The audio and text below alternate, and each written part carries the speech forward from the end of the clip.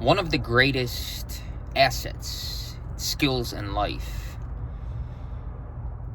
and it just happens to come natural to me, is not taking things personally. Not taking yourself so seriously. And so, when I got fired from work a couple days ago over something silly, I didn't react emotionally. I responded consciously. I really didn't take it too seriously. Basically, the interaction went as follows. I thought I was being called into office for a write-up. And it wasn't the third write-up within 6 months. You get fired for 3 write-ups in 6 months. I believe it was my second write-up. But the manager used the word, "It's time for us to part ways." And I said, "Hey, wait a second. It hasn't been 3 write-ups, so what do you mean?" And there was an explanation, and I said, "You know what? All good. I'm not gonna fight it. If I'm not valued here, if you don't want me here, then all is good. It is what it is." I used those exact words. And so I shook both of the manager's hands and said it was a pleasure working for you. I truly enjoyed working here. And I have a lot of fun here at work. But if I'm not wanted here anymore, I agree. It's time to part ways. And so I say this because there's no resistance. When you move and act and be from a place of true power, you need say very little. There's a certain grace about you that allows things to flow naturally, even if people are coming at you with negativity. Since you don't take yourself so seriously, you can navigate these situations effortlessly. And you see that actually there's endless opportunity. As I said in the last video, there's plenty of options. You see, the glory, all glory to God, is the gospel of God. And the gospel is one of plenty, that I am plentiful. I am abundant with opportunity, both in this world and the world to come, in all different dimensions. The Lord blesses me and all those who come into contact with me naturally, spontaneously, automatically, because of His grace in me, by nothing that I do or accomplish personally, because actually anything that happens through me, and it's by God's grace in me. I am a channel for that light, for that God's power, and therefore I don't claim to have or act like I have personal power, because again, all glory to God. And so this is the thought process, and it doesn't have to be so much thoughts and consciousness. It's simply a way of being. It's a beingness. But part of the challenge is to translate this beingness into concepts and words to communicate the essence of our beingness, which is beyond all mental understanding.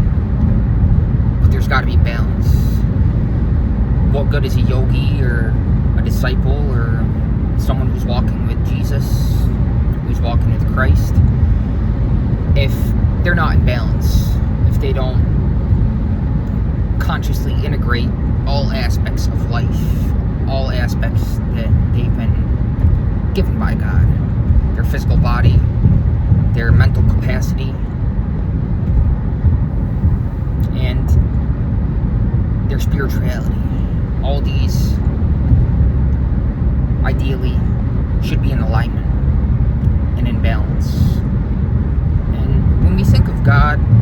synonym for him is focus, attention. What is the direction of our attention? What are we mindful of? Because you see, it's our presence of mind that allows us to navigate reality with grace. And it's all about context. What do we identify with? Because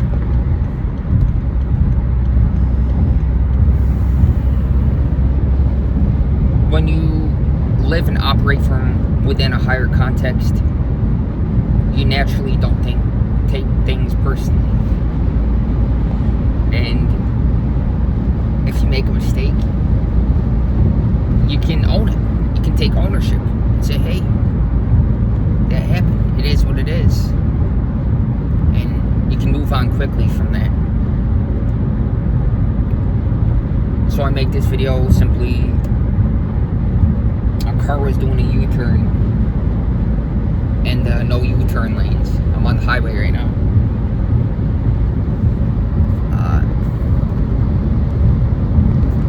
I am.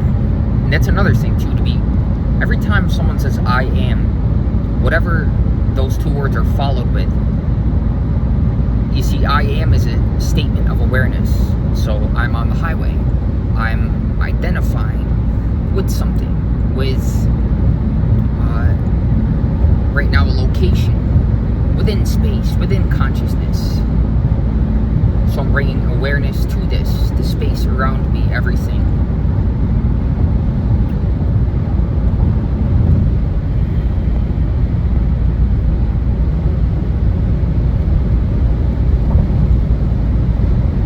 But simply the message, the moral is to be able to be playful with life, to not take yourself so seriously.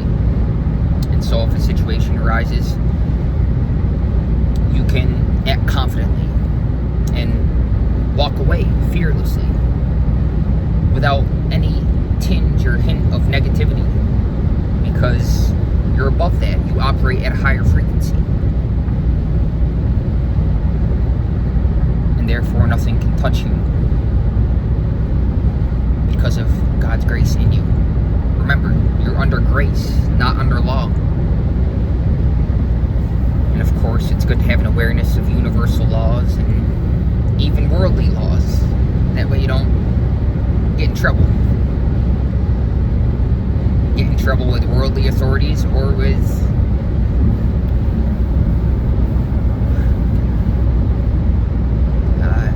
spiritual consequences. Because every action, every decision, every intention, every thought, and the motive, intent, and deed behind each has a consequence. And you see, thoughts don't have to translate to actions. It's good to have metacognition, to have an awareness, an inner knowingness of your own thoughts, so that you're not compulsively run by them. You see, thoughts in essence are desires. They're energy. Energy in motion. But what is the stillness, the consciousness that simply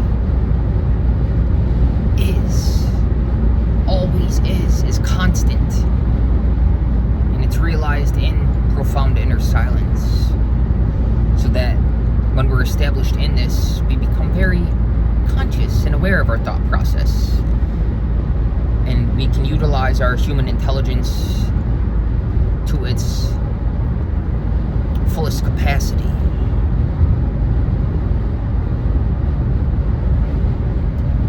This is the miracle of the human mind,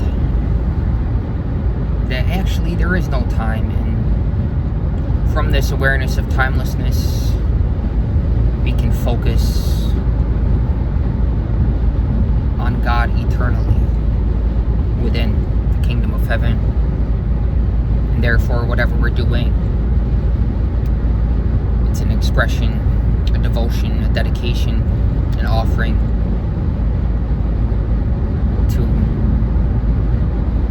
the one God. God is one within all of us. Because there's no separateness.